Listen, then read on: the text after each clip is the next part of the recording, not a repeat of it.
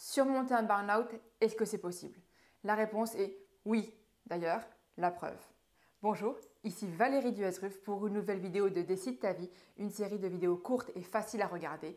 Et d'ailleurs, vous pouvez retrouver les autres épisodes de la série sur ma chaîne YouTube à laquelle je vous conseille de vous abonner.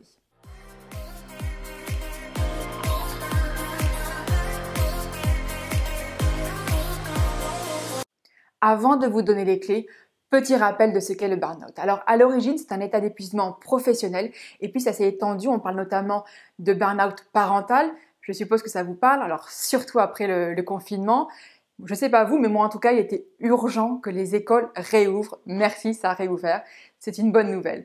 Donc, le burn-out, c'est un état d'épuisement général qui s'accompagne d'une incapacité à récupérer des forces, d'une perte de libido, d'appétit, d'envie, de sommeil également, ainsi qu'une angoisse permanente. Si vous avez ces symptômes-là, si vous avez vécu un burn-out, si vous êtes sentez menacé par un burn-out, je vous livre 7 clés pour surmonter le burn-out.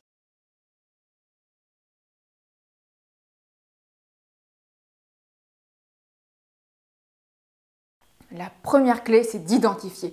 Vous ne pourrez pas guérir tant que vous n'avez pas clairement posé un diagnostic sur ce que vous vivez. Alors pour ça, référez-vous aux symptômes que je vous ai énumérés. En tout cas, pour moi, ça a été l'apathie. À partir du moment où je me suis rendu compte que je n'arrivais plus à sortir de chez moi et même de mon lit, je me suis dit que là, il y avait vraiment un sérieux souci et que donc ce n'était plus la fatigue que je ressentais depuis si longtemps qui était vraiment le signe, mais cette absence d'envie, cette absence de sortir qui a vraiment été le révélateur que je vivais un burn-out. Donc, identifiez quel est pour vous le symptôme caractéristique.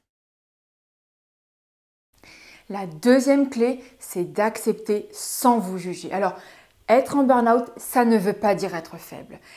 Mettre un genou à terre, ça ne veut pas dire rendre les armes.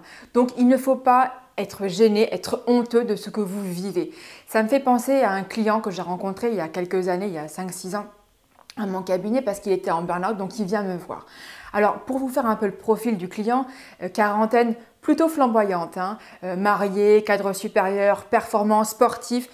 Voyez le genre, en fait, le blond de Gad Elmaleh, vous voyez bien. Donc, cette personne-là, en fait, était honteuse d'être en burn-out.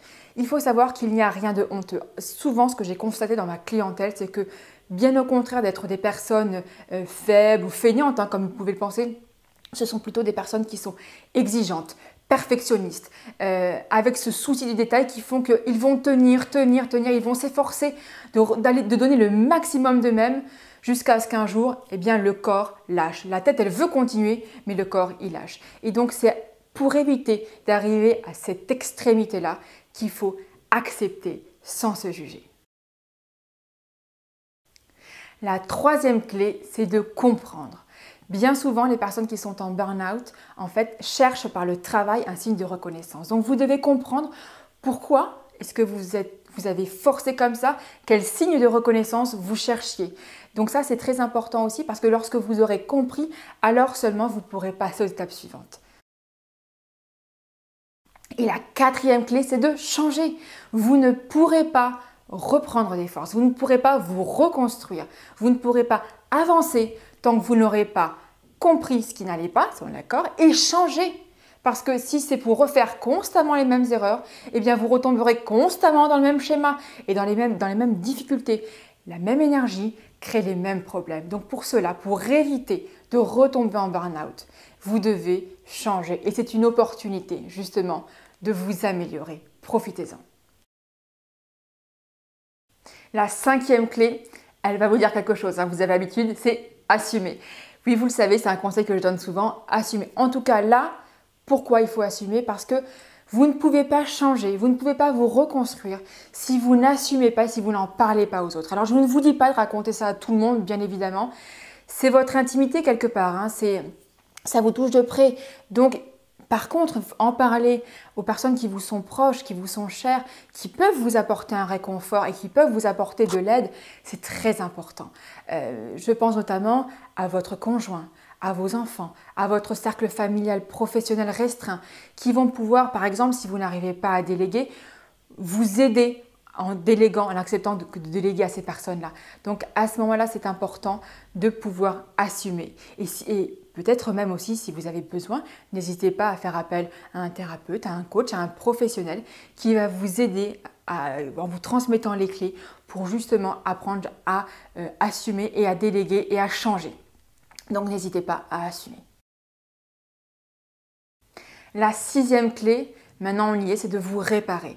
Il faut que vous puissiez vous reconstituer, vous reconstruire, que ce soit physiquement bien sûr, émotionnellement et intellectuellement. Il faut que vous puissiez reprendre vos pleines capacités pour être de nouveau créatif et être prêt à rebondir parce que maintenant l'intérêt, c'est que vous puissiez rebondir et passer à la suite. Et ma dernière clé, qui est celle que je donne quand on me demande systématiquement comment j'ai réussi à surmonter mon burn-out, c'est patience et humilité. Alors, il faut juste apprendre que non, on ne contrôle pas tout. Oui, il faut laisser le temps à la nature de faire son œuvre. Eh bien, ça peu importe le temps que ça prendra, c'est nécessaire. Vous savez, c'est un peu comme ce système de jachère, ces terres que l'on mettait à l'abandon pendant plusieurs mois pour qu'après elles soient plus productives.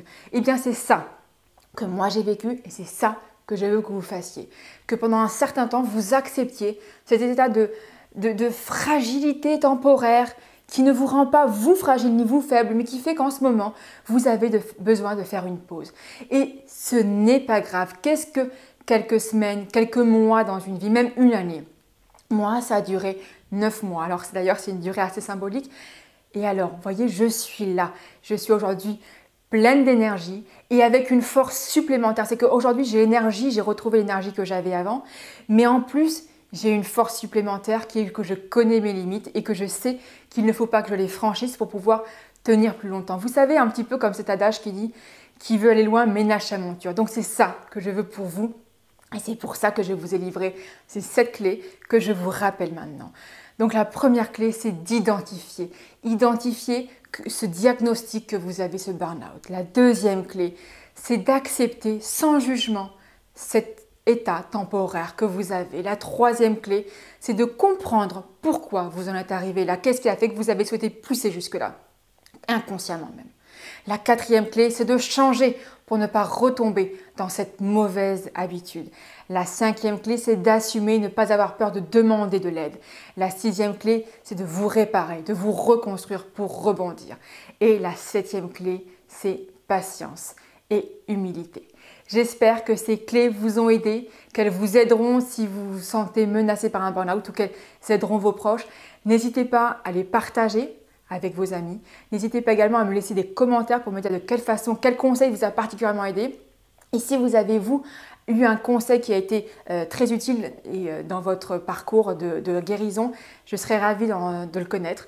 Donc en tout cas, moi je vous dis à très bientôt pour une nouvelle vidéo. Je vous précise, puisque je n'arrête pas de vous rabâcher les oreilles sur assumer, assumer, assumer, que je pense que je vais vous faire une vidéo sur assumer parce que j'en ai très envie, je pense que ça va être très sympa. Donc je vous dis à très bientôt pour une nouvelle vidéo. Merci.